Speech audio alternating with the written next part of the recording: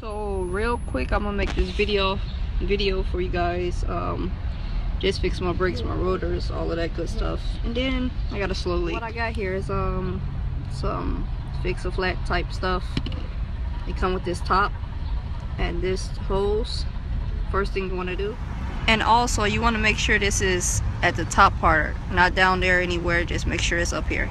What reason? I forgot what they said, but just take the top, put it inside of here, and twist this middle piece off. Oh shit.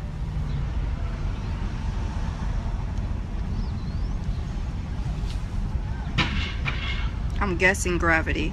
Make sure you take the little white piece that's in the inside off, or you'll be trying to figure out why the fuck it's not working like I just was.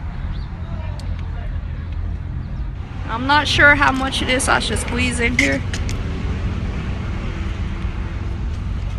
I only got one bottle, but I'm trying to do 2 tires. Take it off. Take this piece, twist it back on. A couple of hours later, still don't have a flat. Worked pretty good. All I did was add air after I add the stuff in there. Painted it a little different in the front. Let me know if I should do the back the same. You can see got new brakes, got new rotors, new painted brake drum, doing the shocks and the frame next week.